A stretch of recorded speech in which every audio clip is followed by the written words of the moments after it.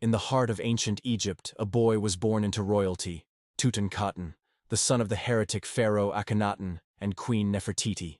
His father had turned against Egypt's ancient gods, worshipping only one, Aten, the sun. He closed temples, silenced priests, and built a new capital in the desert. When Akhenaten died, the empire was in chaos. The people were lost, the gods forgotten, and Egypt needed a ruler. At just 9 years old, Tutankhamun was crowned pharaoh. He was too young to rule alone, so two powerful men, A and Horemheb, guided him, using the boy king as a symbol of stability. But change was coming. The priests of Amun were growing stronger, demanding that Egypt return to the old ways. Under pressure, the young pharaoh made a decision that would define history. He changed his name from Tutankhamun to Tutankhamun, living image of Amun. The temples reopened, the statues of Amun rose again, and the people rejoiced. Egypt was reborn. As Tutankhamun grew older, he began to rule with more independence. He and his queen, Ankhesenamun, became symbols of youth and hope. He restored the monuments his father destroyed and brought peace to a land divided by faith. For a brief moment, Egypt thrived once more under his golden crown. But behind the beauty of the palace, shadows moved. At around 19, the young king suddenly fell ill. A broken leg, an infection, malaria, no one truly knows. Some whispered that it was no accident. That the same men who once advised him wanted the throne for themselves.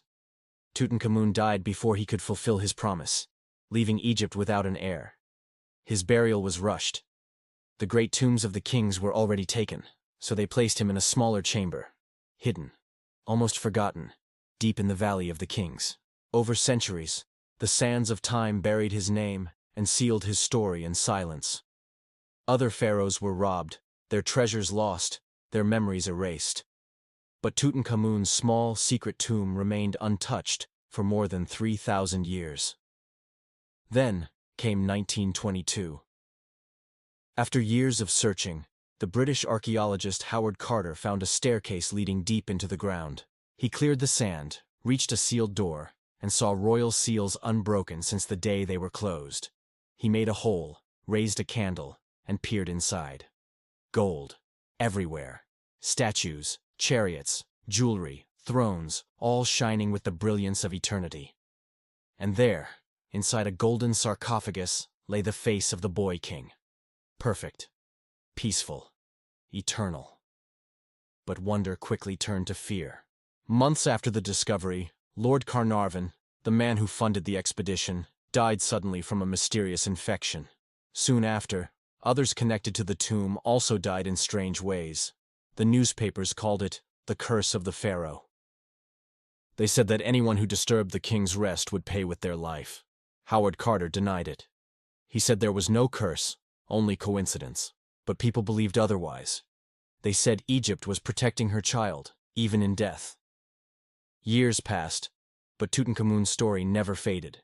His treasures traveled the world, mesmerizing millions.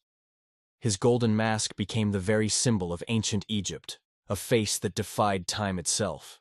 He ruled for just 10 years. He died before becoming a man. Yet his death gave him what every pharaoh sought: immortality. Tutankhamun, the boy king, who slept beneath the sands for 3,000 years, and still reigns in the hearts of those who remember his name.